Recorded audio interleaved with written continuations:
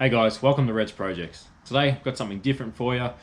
This is a little 4-stroke nitro remote control plane engine. I've wanted one of these little motors since back when I was in high school. Back then, me and all my mates had nitro remote control cars, and we stumbled across these bigger plane engines on the internet, and sure we come across the 4-stroke versions as well. Back then, from memory, there was two main companies. One of them was Saito, which is what the brand of this little engine is, and there was OS. Both of them had cool little single-cylinder engines, but they also had a bunch of multi-cylinder engines as well, with box of twins, box of 4 cylinders, 3 and 5-cylinder radial engines. And we just thought these things were the coolest things in the world. And we dreamed that we would get one of these engines, put them into one of our remote control cars, and have a really cool, fast, awesome little thing. In hindsight, none of us had the money, the skills, or the brain cells to make all that work. But the memory and the dream lives on. Now that I am 15, 18 years older and have a job and all that sort of stuff, I can afford to just get one of these motors just for the hell of it. So this little guy is a Saito FA-62. The 62 means 0.62 cubic inches, which works out to being a little over 10 cc. For comparison, this is the motor out of my remote control car that I had in high school. This is 0.15 cubic inch, which works out to be in just under 2.5 cc. So this guy is 4 times the size of this guy.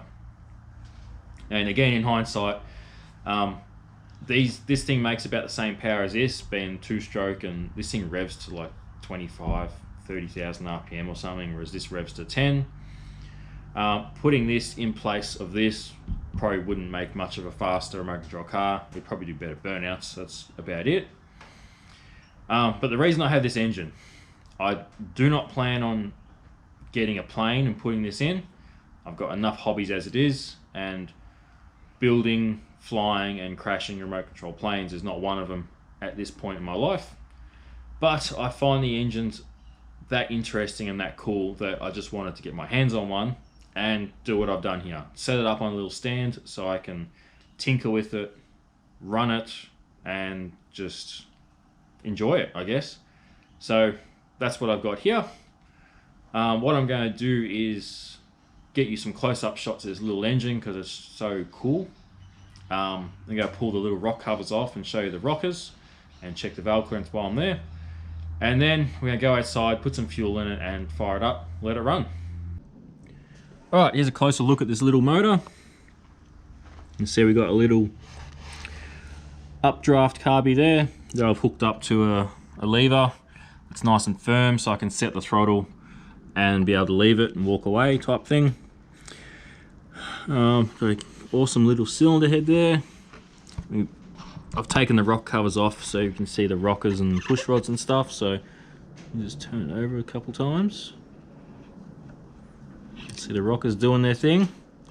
The push rods in this are really friggin' tiny. They're like 1.5 mil, 2 mil, something like that. So that's awesome. Got our outer push rod tubes, much like a Harley, has these tubes on the outside for the push rods to run through. Our cam lives in here under this casting. It's driven straight off the crank, gear driven. Haven't taken that off to have a look, but I've seen pictures of it. A cute little muffler and exhaust. To give you a size comparison, the threads on the end of this are 10 by 1. So it's a very small little exhaust pipe we got there. Cute little muffler. These lines, the yellow one is our fuel feed that goes to the bottom of the tank. This one is the pressure line. This pressurizes the fuel tank using back pressure from the muffler. I'm kind of curious about how well this works. I want to put a pressure gauge on that fitting and see how much back pressure it actually makes. If it's a couple pound, if it's 5 pound, or what it might be. The other line we got under here is like a crankcase breather. Now this thing, believe it or not, does not have any oil in it. It lubricates everything purely by blow-by. So you run the correct nitro 2-stroke oil mix in this thing, which is like 5-to-1 or something really, really rich. And it gets a lot of blow-by, get a lot of oil down in the bottom of the motor. That's enough to keep it lubricated. There's not a lot that needs to be lubricated. It's got roller bearings for the crank. The big and little ends have bronze bushes in them. The cam I'm not sure about, like I haven't pulled that apart, but clearly it doesn't need a lot of lubrication because it, if this was a normal engine, it wouldn't survive. But yeah, I thought that was kind of interesting. I always assumed these just ran on methanol nitro with no oil, but they need the oil because they've got no engine oil. That's pretty much it. I'm going to put these little rock covers back on and we'll take it outside and fire it up. Alright, so I've got some fuel in it. I'm no expert at this by any means, so just bear with me. I've primed it up already, so we pretty much just go full throttle.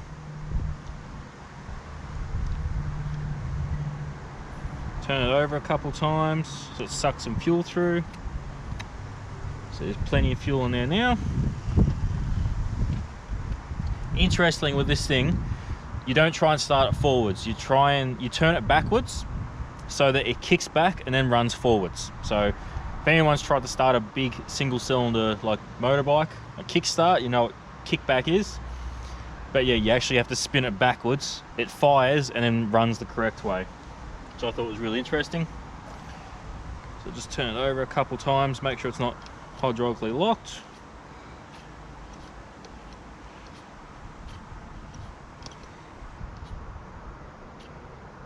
So go to about there. Go to about half throttle.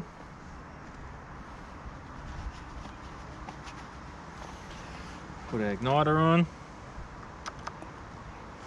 And give it a go. Well, nearly. Whoa.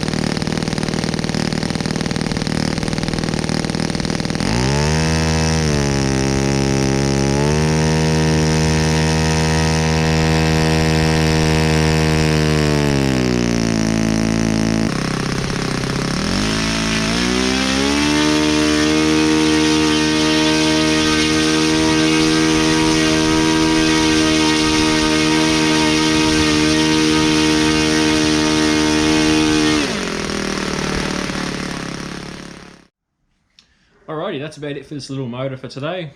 I really enjoy getting it out and firing it up and tinkering with it and revving it and all that sort of stuff. In the near future, I'm going to make a new stand for it, get a nicer piece of wood and make it look a bit prettier.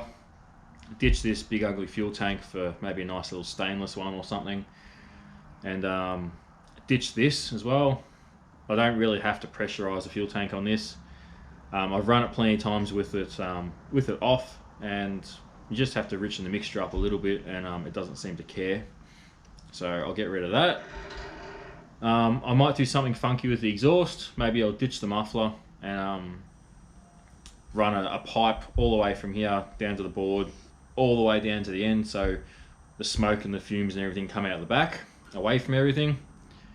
And probably do the same with the crankcase breather down here. Get a nice long bit of hose, run it along the board to the back, because that makes a big mess as well. It covers everything below it in oil. And yeah, that's it. Just tidy it up, make it look pretty, and yeah, once in a while I'll get it out. Just like my little steam engine, I'll get it out, fire it up, have a bit of play with it, and just enjoy myself. So that's about it. That's all I've got time for today. Thank you very much for watching, and I'll see you next time.